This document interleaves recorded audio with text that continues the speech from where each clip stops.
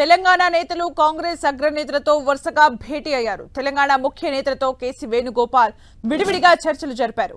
ముందుగా సీఎం రేవంత్ తో భేటీ అయిన కేసీ వేణుగోపాల్ ఆ తర్వాత టీపీసీసీ అధ్యక్షుడు మహేష్ గౌడ్, భట్టి, ఉత్తమ్తో సమావేశమయ్యారు. 1-2 రోజుల్లో కొత్త టీపీసీసీ కార్యవర్గం ప్రకటించనున్నారు.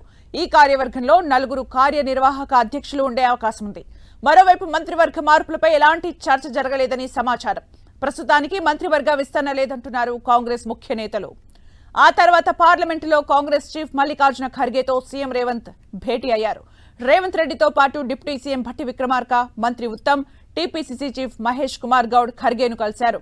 ఎస్సీ వర్గీకరణపై బహిరంగ సభ ఏర్పాటుకు కాంగ్రెస్ ప్లాన్ చేస్తుంది.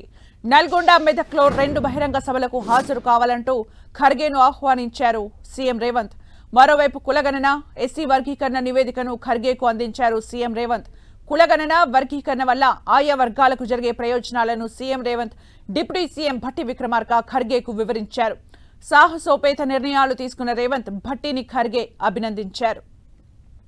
ఢిల్లీ పర్యటనలో ఉన్న సీఎం రేవంత్ రెడ్డి చిట్చాట్లో కీలక వ్యాఖ్యలు చేశారు. తెలంగాణ కేబినెట్ విస్తరణ లేనట్లే అని స్పష్టం చేశారు. మంత్రివర్గంలో తీసివేతలు, కూడికలపై అధిష్టానానిదే తుది నిర్ణయమన్నారు. ప్రతిపక్ష నేతల కేసుల విషయంలో చట్ట ప్రకారం ముందుకు వెళ్తామన్నారు. సమస్యలకు శాశ్వత పరిష్కారం దిశగా పనిచేస్తున్నామని తెలిపారు. ఇటు పీసీసీ కార్యవర్గ కూర్పు కొలిక్కి వచ్చిందని, రేపటిలోగా ప్రకటన వచ్చే అవకాశం ఉందన్నారు. మరోవైపు రాహుల్ గాంధీ అపాయింట్మెంట్ కోరలేదని, తనకు రాహుల్ గాంధీకి మధ్య గ్యాప్ లేదని స్పష్టం చేశారు.